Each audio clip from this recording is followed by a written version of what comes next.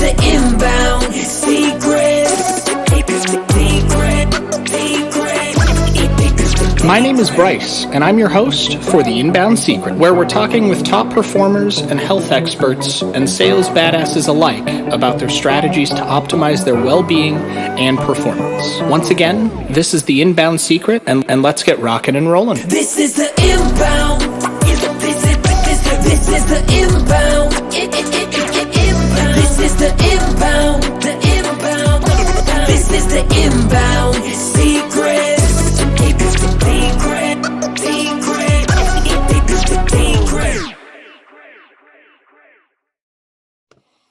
What's up, guys? Welcome back to another episode of The Inbound Secret. As always, I am your host, Bryce Vance, here with Funnel Driven and The Inbound Secret. Today, we have Paul Ace with Amplify C-Com. I have to apologize. I forget where you're coming to us from. All the way in the UK, across the pond.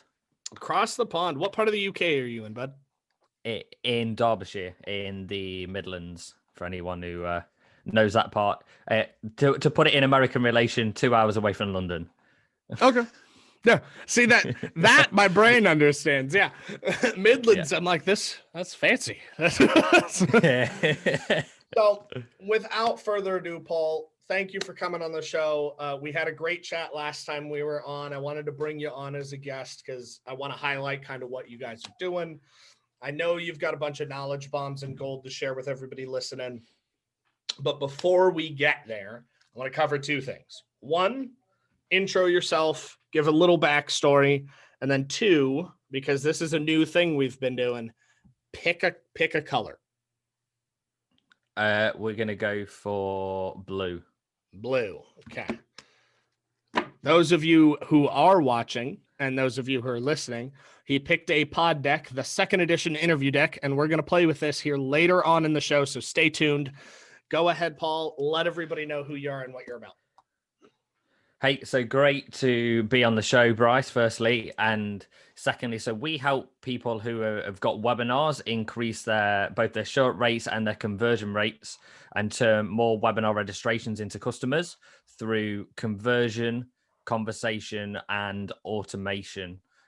And to put that as a whole, really, we do conversational commerce, which we like to call C-Com because, you know, it gets a little bit long-winded saying conversational commerce all the time.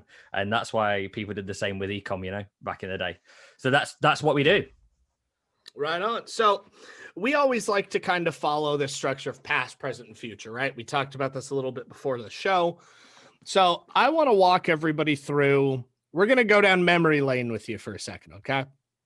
Uh-huh. And then what I want you to go ahead and sprinkle some pixie dust up in here, drop some gold nuggets while you're at it, but kind of tell the story of how you guys started, what got you into the field.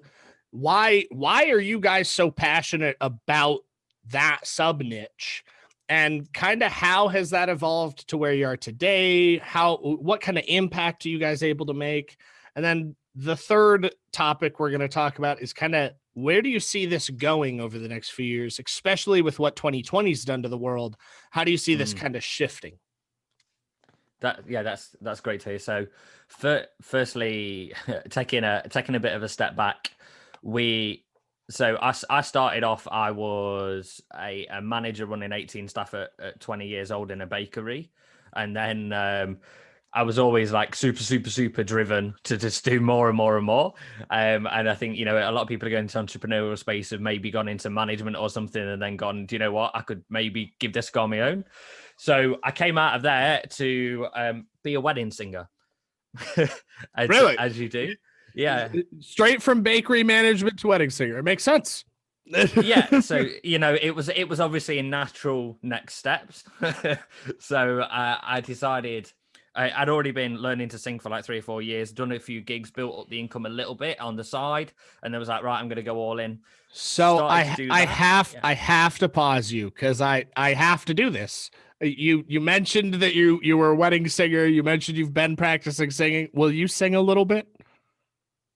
Fly me to the moon, oh, let me play among the stars. Let me see what spring is like on Jupiter or Mars. There you go.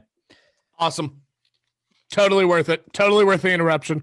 Okay, good. You're the first person that's ever asked me to actually sing on a podcast. So it's a good job I had a decent mic as well.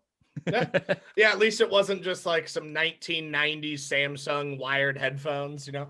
Yeah. Definitely. So I went into the wedding singing. And then from there, it was like just started to dabble a little bit online. And I was like, what if I could generate some brides and grooms to do their wedding and generate some lead generation online? So we came up with this thing called a Dream Wedding Secrets Box, the first info product that I ever created online. And it was just basically loads of valuable wedding material. We did some strategic partnerships as well to get loads of vouchers in there, put loads of good stuff in there. We sold about 250 of them at the time. And it was basically like an SLO funnel. And for anyone who doesn't know what an SLO funnel is, it's basically it's designed to break even to sell that as your first product. You liquidate the ad spend, and then after that, then you sell them on a higher ticket thing where you actually make the money. So we were breaking even pretty much on that, doing okay.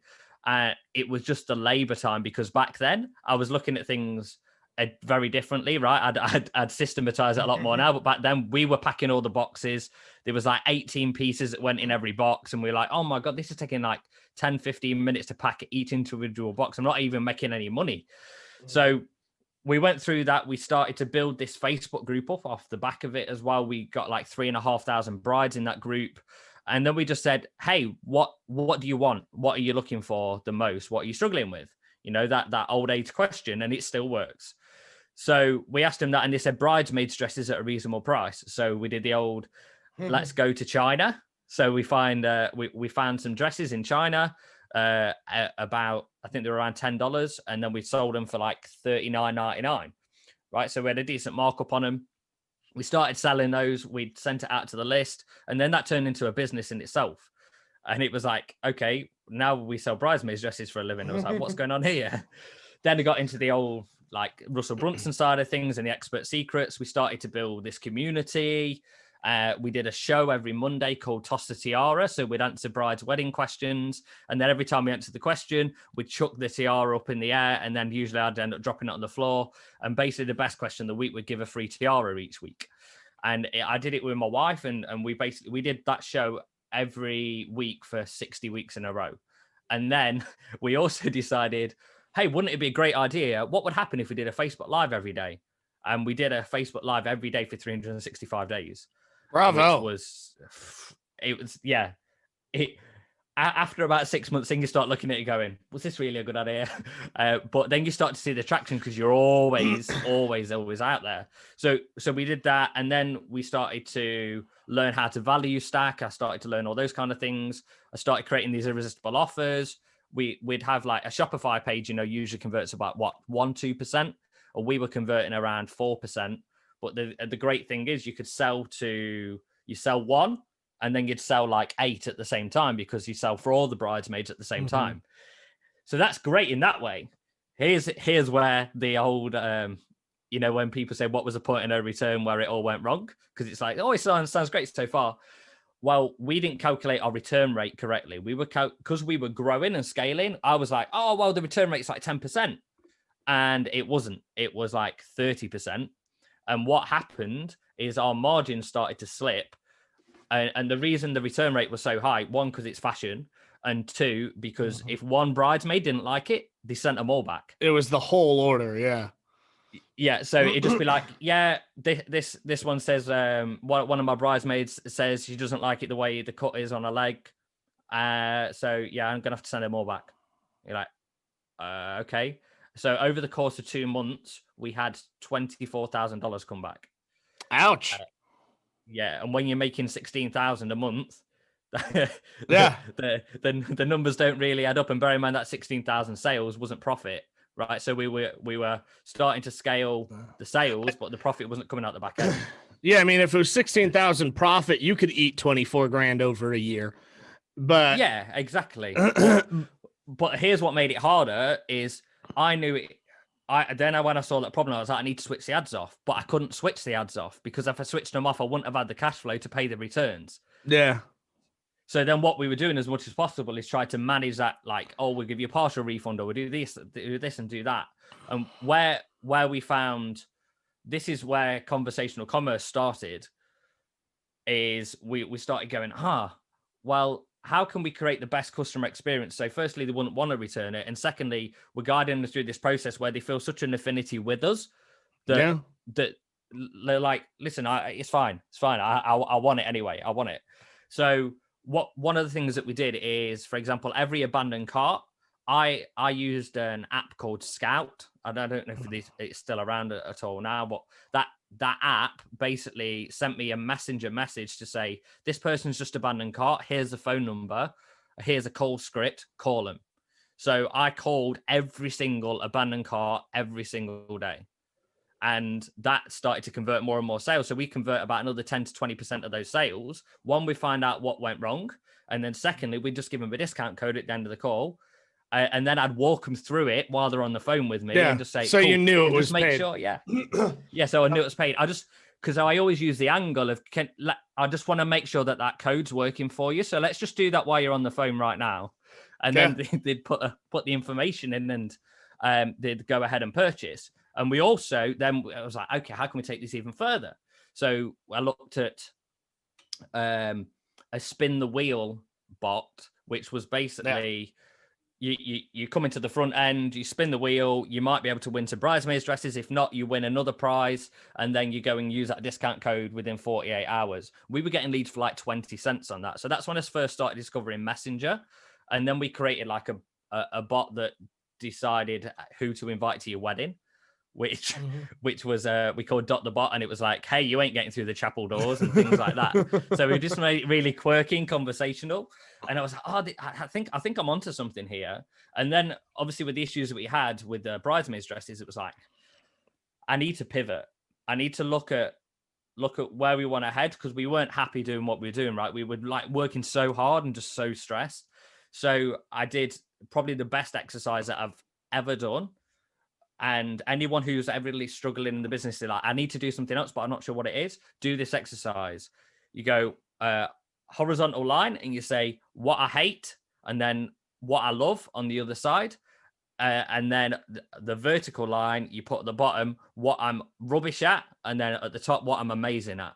And then I plotted everything that I've ever done in business. You know, everything's from accounts to customer service to building messenger bots to SMS to the conversational commerce piece. And then that kind of led into Messenger. We started building an agency around that off the back of that. And then from there, that turned into this, what if we integrate SMS? What if we integrate voicemail drops? What if we integrate personalized images? And then we started doing that for a couple of webinars, and we're like, wow, these results are amazing. And the short rates were like going up like 80% overnight. And it was like, wow, this is phenomenal, because we were reaching people on all these different platforms. Yeah. And then we started to dive into it more and more and more. And then off the back of that, I started learning about neuro-linguistic programming, embedded commands, writing all that kind of conversational copy. And now we've kind of built this whole system around conversational commerce that kind of puts us where we are today. That's awesome. It's really funny too, because what we specialize in, right, is we specialize in intent-based, affinity-backed, neuroscience-enhanced, omnipresent ecosystems for lead generation, client acquisition, and sales scaling. And a lot of that has to do with acknowledgement, empathizing, reassuring, using NLP, using anchors, using enhanced commands, using these behavioral science techniques, for the lack of a better term, to, and I think it's important, everybody listening, because this sounds like pseudoscience, and by definition, it, I guess, technically is, but it's not with a negative connotation. NLP, AER, Thrive Selling that I developed, they have this stigma to them because one bad apple at some point has abused the shit out of the thing, right? But if done right, it's just like sales. Sales has a bad stigma because some jackass somewhere abused it. But in its truest form, we're just offering to solve a problem you have.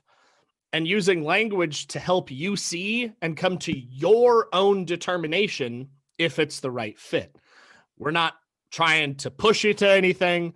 Persuasion, while it sounds bad, isn't bad. We're not forcing anything. Persuasion's just, you told me this is your problem. I told you this is the solution. You told me that's what you're looking for.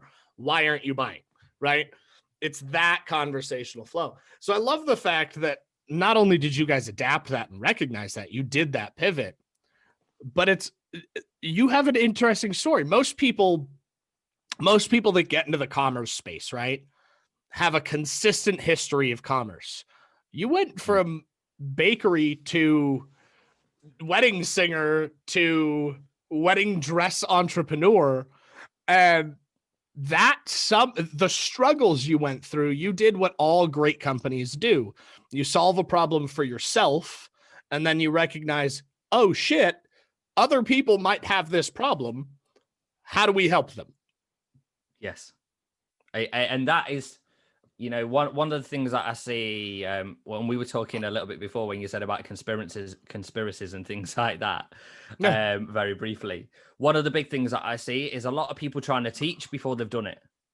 I hate that. And that really, really frustrates me because, and I'm not saying that you have to be, Michael Jordan's probably not the best coach in the world, right? He was best basketball player, but he wasn't necessarily best coach. However, the majority of coaches have to have a level of quality of understanding in the process that they're about to deliver. So, for example, with us, a lot of the stuff I teach on webinars as well is around tonality.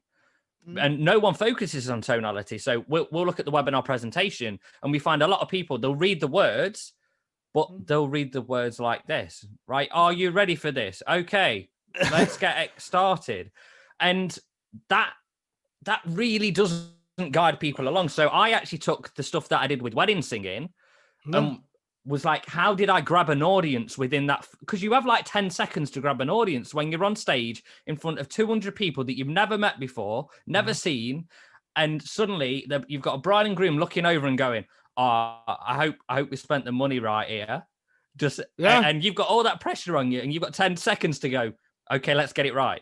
So I started to learn about tonality and how you can create that excitement in your voice. And we do something called the roller coaster method. And I teach this to clients a lot, where you imagine you're on a roller coaster. And as you're talking, you're getting a little bit more excited, a little bit more excited. And then you just drop it right down. And then people listen to that thing that you've just dropped right down because you've built everything up. Well, it's the same premise with the music. You've got to build up, a drop, right? They place that drop there because it's impactful, not because they were just like, fuck, where do I put this thing? Right there, right? It's like white space on a landing page. If you don't have that white space, then you can't make the point that you want to make. So you have to do the same with tonality. And one of the things people may notice in my voice, quite often I'll pause in the middle of a sentence because what it does, it actually creates a small pattern interrupt within the brain, which keeps people concentrating all the time. So that, again, both from the actual verbal side of conversational commerce, and also then how do you take that and put it in a written format to be as persuasive and direct people to where you want them to go. Well, not only that, it's one of the things that, so let me step back a little bit so this makes sense, because I was just going to go for it. Nobody would have any idea what I'm talking about. So one of the things we do, you guys have heard me talk about neuroscience enhancements. One of the things we do is we partner with the Neurolabs. We've actually got one semi-internally. They're exclusive to us. But basically what that means is if you send us copy, you send us images, you send us videos, you send us photos, you send us written copy, you send us a voice recording, we run it through several algorithms and several focus groups, right? And what they do is we track eye movement, we track heat mapping, we track tonality, we track how your conversation's coming off, we track what's capturing attention, and then we leverage that against what is going to accomplish your goal. So if you're signing somebody up for $1,000 program, right? There are very specific triggers and ways to get somebody to convert to see that occur. One of the most common of that is, like you mentioned, pattern interrupts. It's why intent-based branding works so well. Before I forget, go check out www.drivenroi.com. Quick pattern interrupt that most people forget is really impactful, right? And that impact isn't to an immediate conversion. It's to a subconscious trigger that every single time one of these occurs, it builds up to the point where that dam breaks. And when that dam breaks, there's no question to, are you the person to solve their pain? Are you the right choice to invest in? Can you do the thing? You've walked them through, you've had that song and dance, right? So the reason I tell that little backstory is you've done a very good job, even on today's call, using what is traditionally NLP. And I want to point this out because what I was going to say is all of our listeners here, to some extent, use NLP in their daily lives without knowing it. Everybody does. The only difference between it is somebody like you, somebody like us, we're practiced in it because we consciously think about how that's going to make an impact.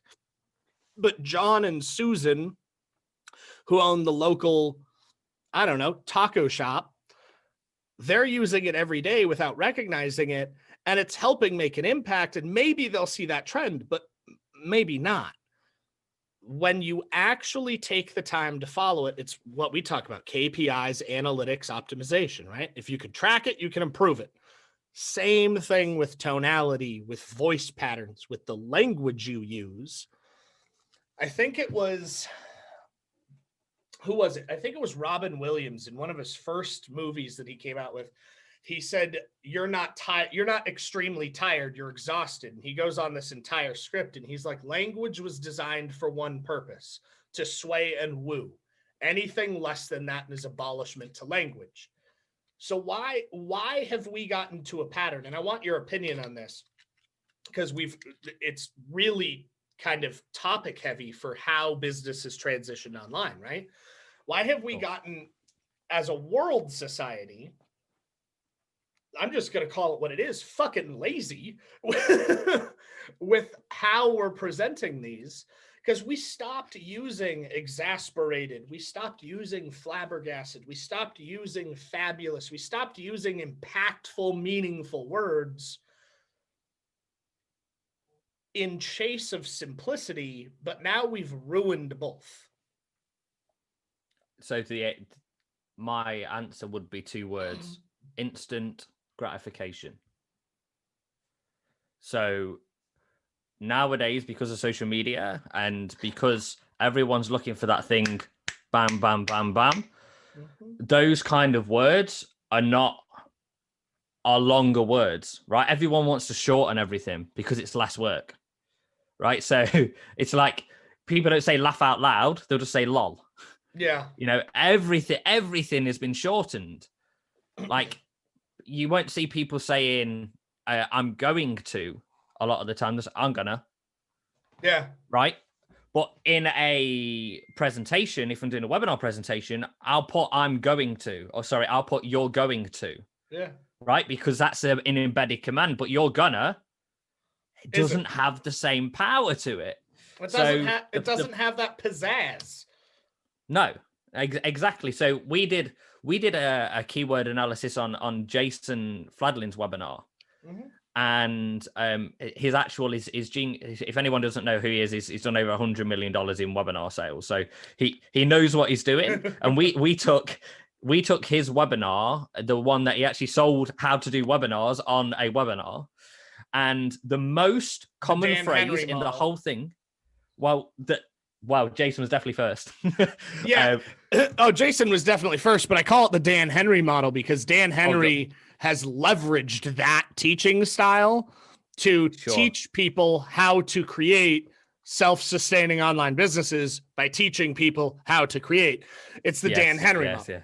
Yes. So that being said, if you look at, we looked at that keyword analysis, and the most common 3-word phrase out the whole thing was, you're going to. He uses it through the whole thing. And if you weren't listening for it, you would not notice it at all. And the other thing around instant gratification is also comfort, right? The pain of change is greater than the current pain. So you know who Marshall Silver is, right? So run me that one a little bit more.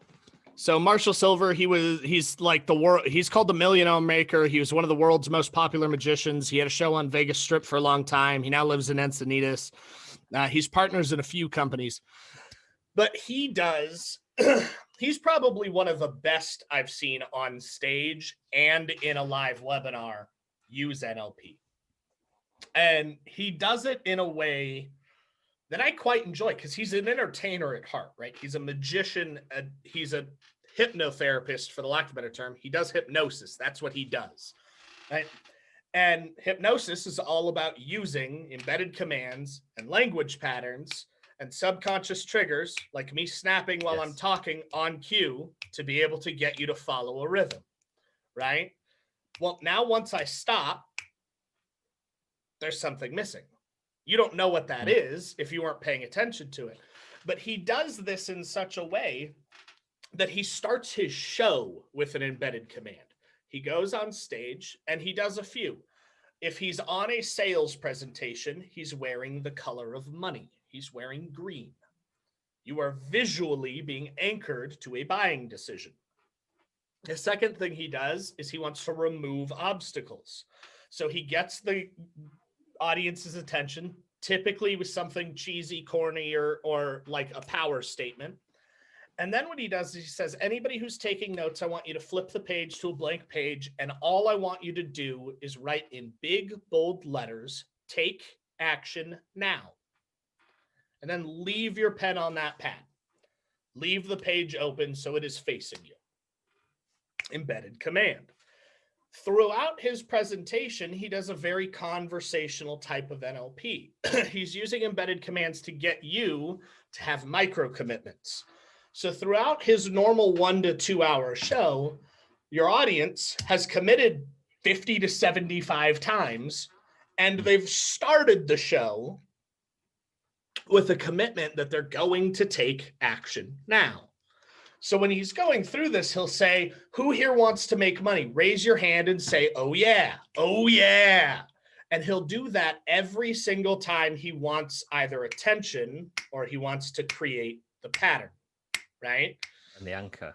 By the end of the show, and this is why he does it in such an elegant fashion, by the end of the show, not only are you entertained, not only have you paid more attention to this gentleman than maybe a few of the other speakers, but you question whether or not you already own the shit or if you even need the shit. You question if you should go get the shit, because it's not you versus him. He's used those patterns to make it you versus you.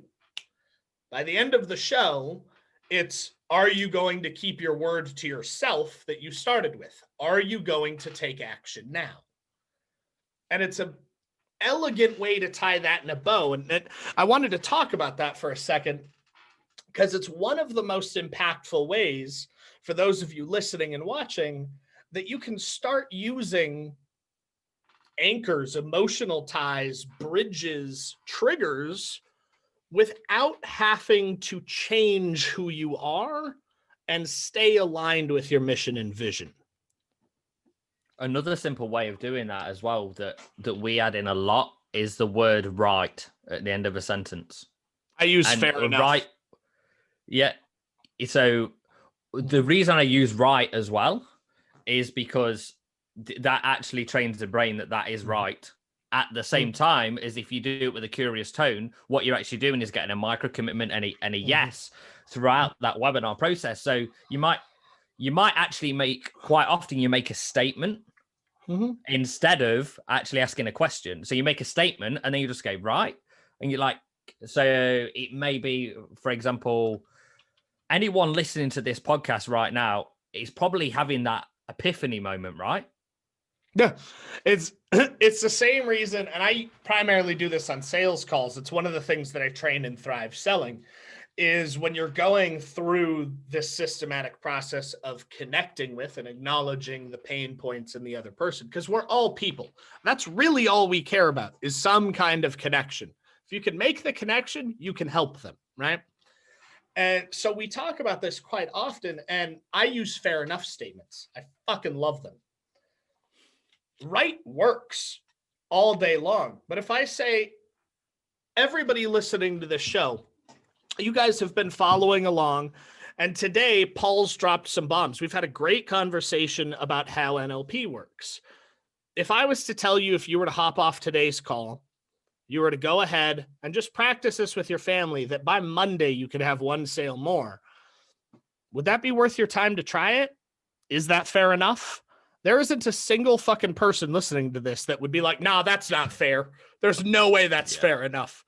So it's a micro commitment that they can't say no to. There is no option for no. Even if I was to say, you could see all the value that we've dropped in here. Let's say me and Paul wanted to do a JV, and for $10,000, we would personally coach you on how to make your next 100,000 next year. Would that be fair enough? Even for 10 grand, people that have two nickels to rub together couldn't say that's not fair. They could say it's not for them, but they couldn't say it's not fair. Exactly. And something that's on the flip side of that, if you are going into a cold situation, especially when you're into a cold situation and you're making your first ask, do the opposite. Don't ask for a yes, ask for a no, because it's easier to get to a no than it is to a yes. Mm-hmm. So this is something that I learned from Chris Voss so if you've never read Never Split the Difference, 100% go and pick it up this weekend, because it's just phenomenal. So what he says in there, would it be unreasonable to consider blank? Not would it be unreasonable to, would it be unreasonable to consider, right? Because the smaller you make the ask, the more likely you're going to get the answer that you want. So by putting the word consider, so for example, I add this a lot to, if we do, so we have a VA on our team that does the lead generation for us, right? So the initial outreach, and I think that's how we got connected. So he does the initial one, and then as soon as I get a reply, I take over that, right? Because you want to leverage your time. So I write the script for that, and then the last line would be like, would it be unreasonable to consider having a 15-minute chat? It's like, well, it's not unreasonable. You're like, no, it's not unreasonable. It's like, great, cool, let's do it then. Yeah. Well, it's one of those things that, like, the confused mind says no, right? So how do you remove those barriers? Well, the easiest way is to just get rid of them from the start. One of the things that we do quite often when we're building webinars out for other people, and hell, we may have some of the same clients. That's possible. But when we build these out, is we build them out with these things in mind. So I'll give an example that everybody knows, the perfect webinar script, right? By Russell Brunson. The reason that script is so powerful for its simplicity is because it walks you through the journey of exactly how you're going to say no to what they're offering. It walks you through, okay, who is this person? Why do I give a shit? Well, that's the first couple slides. Why do I care? Why are they important? Next couple of slides. Well, that's unrealistic. There's no way they're like me. Next couple of slides. What's the results and how is this even possible? Next couple of slides. And it just follows that pattern. So by the time your brain has come to the decision, nah, not for me, they've already answered what that nah, not for me is. It's not just that script. It's not just Russell. It's a way of building out conversations and having this methodical flow. But I use that as an example for everybody on here because everybody's heard of that script. Sure. And I think that's, what I've noticed is they've even veered away from that process a little bit now, because those tools and that process as a framework is fantastic. And at the same time. And that is also another thing that people don't notice often, is replacing the word but for and. Because if you use the word, just on a side note, if you use a word but, it actually invalidates what you just said.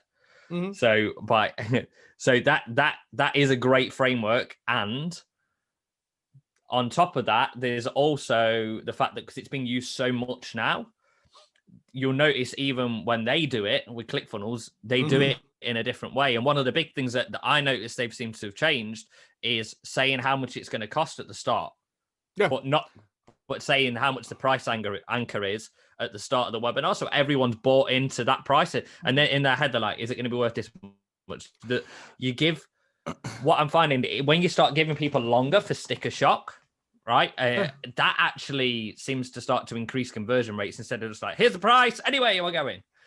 It's just like, what's his name? Jeremy. I know James did one not too long ago, but there's Jeremy, it's going to drive me freaking crazy. Sprinkles did it. He's famous for doing these. He's been doing that type of flow for the last 5 years or so. He modifies it a little. The way that he does it is he's like, don't worry, I won't let you down. I'm not going to try to sell you something. I will sell you something by the end of this webinar, and it is, and tells you the price within the first 5 seconds. But he does it with humor, right? He's like, don't worry, I won't let you down. I'll sell you something today. So the humor brings your guard down, and then you get the sticker shock 5 seconds in, and you're like, fuck, is it really worth 20 grand? Now I need to know. What is it? What's worth $20,000 that I'm going to see on this video, right? So you're right. It's one of those things, because in its truest form, if you boil down all of the options here, and this will be the last topic we talk about before we do a couple of these and then head to our wrap up, because we are actually running out of time. The outline of these is you're really just teaching without teaching, right? You're teaching to pique curiosity, to start a buildup of a dopamine receptor, to have a pathway where somebody feels like they learned something, but what they learned is that they don't know everything they thought they did. And to solve that problem, they have to pay you or engage with you more, right? That's when you boil it down, that's the premise of a presentation. In any regards, doesn't matter if you sell Kirby vacuums or if you sell Ferraris, it's the same basis, right? So I've got one question for you, and this is more of a gold nugget request. For the people listening to this, maybe they've never done a webinar. Some of them have done hundreds of them. What would you recommend is the number one thing that they could do this weekend, besides picking up Never Split the Difference, because I should pick that up too. I've heard it a bunch of times and never had a chance to read it. Besides doing that they could do to dramatically increase their probability and propensity to make a bigger impact? Micro commitments is the number one thing. Go through your webinar script that you have right now and look at how many times you actually get people to say yes in that webinar. And once you've run through that, then look at how you're delivering those things. Because once you know that those micro commitments are in there, and you're not, every time I analyze a webinar, so what I use a speed controller, like a video speed controller, and I'll go into someone's webinar, put it on like 3-4 times speed a lot of the time, and I can tell you where the holes are within the first 5 minutes because they've built no rapport. And they're not building rapport because they're not getting any buy-in. And if you don't get any buy-in, people are not going to buy. And again, that is another neurolinguistic programming technique. If this doesn't happen, then this won't happen, and if this doesn't happen, this won't happen. So all those things together to say micro commitments are the key to anything. And the other part is quite often doing, when everyone's zigging, zag, right? If everyone's doing the perfect webinar, go, well, what would happen if I put the pitch out at the front? So for example, I just ran an ad campaign, and it started off with a 6% click-through rate because I wrote it as the anti-ad, right? Here's how I'm going to convince you not to buy it. And now they want it more. Well, I'm going to touch on that. It's funny how anti-advertising and anti-conversations bring more of them because it's just reverse psychology. Mm-hmm. This is why you don't want this. You don't want to work less because you'll be bored. You don't want to make more impact because you don't know what to do with it. You don't want more money in your bank account because you don't know how to handle it. It's reverse psychology, right? So we're going to do a quick pivot, and we're going to do 3 cards from this deck. And then we're going to go into the 3 favors and wrap up. How's that sound? Right. Sounds awesome. All right. So card number 1. What is the funniest place you've ever fallen asleep?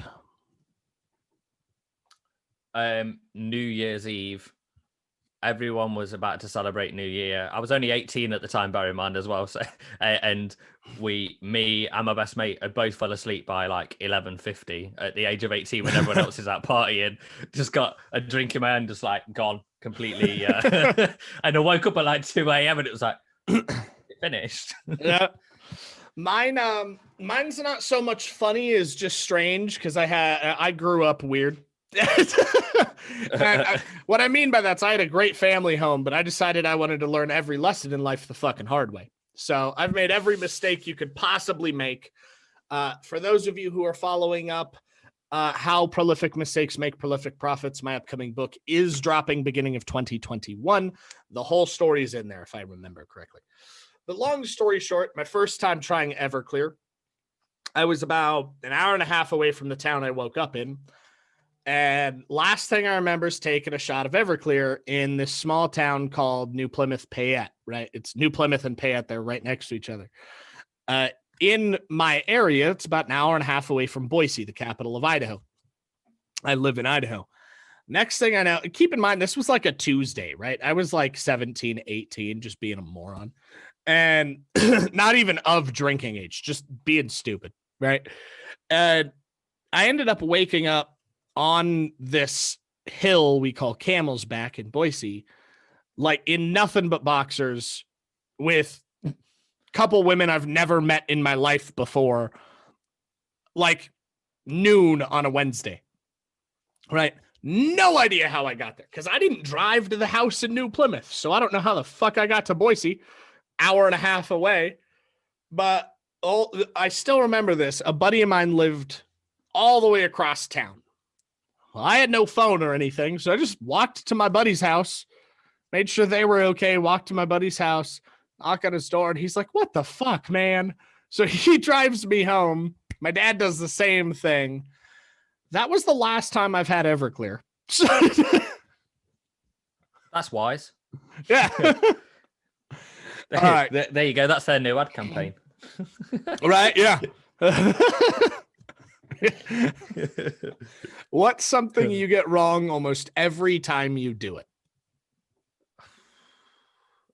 I've kind of solved this with tech grammar. My grammar's terrible, so I use Grammarly on absolutely everything now. That's always been my Achilles heel. Mine's saying Worcestershire. I don't even know if anybody knows how to say that right. Worcestershire. Is that how you say it? Yeah. Clearly, I can't say it. Think about Worcester sauce and then Worcestershire. Worcestershire. No, not Worcester. Worcester. Worcestershire. Imagine it's got a U instead of an O. Worcestershire. There you go. Okay, I'll have to practice that. But that's been something I get wrong all the time, saying that word. And last but not least, if you were stranded on a desert island and you could choose one person to keep you company, who would it be? Or what about one animal? It'd probably be my wife. I mean, I was expecting that because if you didn't, I don't feel like the rest of your day is going to be an awesome day. Yeah. She wants it. She supports me through everything. So that's awesome. That's awesome. Yeah, mine would have to be either Dulce or one of my family members. Yeah. And if it was like a celebrity or something, it'd be. I actually watched the Netflix documentary on Bill Gates recently, and I was like, Was it I good? feel so much like him. Yeah. And I realize we're the same Myers-Briggs personality type. Nice. So yeah, he'd be an interesting one. I'll have to watch that. I've been looking at, there's so many new ones coming out that I'm like, I need to see this. I just don't, I haven't made time to do it. So last but not least, we've got roughly 5 minutes, just shy. Let's run through what we call the 3 favors. Favor 1 bonus tip, trick, or strategy that people listening can take advantage of today. Number 2, just a piece of advice that you think would be beneficial to people listening. It could be your favorite hobby, your favorite thing, how you decompress, a mental exercise, time, study, whatever. And then number 3, how can people contact you, find you, learn more about you, build rapport with you, or hire you if they need help from Amplify C-Com or just Paul Ace himself, and go. So number 1, the quick win that you can do today is definitely those micro commitments. So just jump straight into that and go ask yourself that question with all the copy that you do, not just your webinars, everything that you're doing copy wise, emails, messenger, ads, everything. Put that into your copy and you'll see the difference it makes to ask more yes questions. Number 2, as regards the just overall strategy, one thing that we really found that's helped with growth is having a Power Day programmer. So I'll write down all my activities for the day, and then I'll write my top 3, and those top 3 outputs have to be done for that day. That's like the non-negotiables, has to be done. So you're always, as long as you're choosing the right top 3 and not choosing the ones that you go, oh yeah, I kind of want to do them. Choose the ones that need to be done, and you're always going to be moving the needle forward every single day, which is that, and that's really the key. And then number 3, where you can find out more about us, you can go to amplifyccom.com, and we're actually just migrating over to a new site at the moment. So that will be, you'll see some really cool stuff on there very soon. Right now you can go to amplifyccom.com, and there's some free resources on there as well that you can get access to. For example, like 27 micro commitments. If it's not on there at any point, then just email Paul at Amplify C-Com, and we'll get that over to you for free as well. Awesome. Well, I've got to thank you again, man. Thanks for taking time out. Today is Saturday here in the US, and I know some people have some crazy schedules. I appreciate you making the time to come out and be on today's show. Everybody who is listening, make sure go check out amplifyccom.com. Take advantage of what Paul has available to you. He's clearly an expert at pivoting, so it should be something that you take advantage of. And you can always email him and just ask him to make you a sweet wedding jam. So I haven't got a lot of time to do that nowadays, but yeah, definitely when it comes to webinars, we are all in, and conversational commerce. All right, Paul, thanks for being on. Everybody listening and watching, we will see you on the next episode of The Inbound Secret. This is the Inbound Secret. My name is Bryce, and I'm your host for The Inbound Secret, where we're talking with top performers and health experts and sales badasses alike about their strategies to optimize their well-being and performance. Once again, this is The Inbound Secret, and let's get rocking and rolling. This is the Inbound. This is the Inbound. This is the Inbound. This is the Inbound.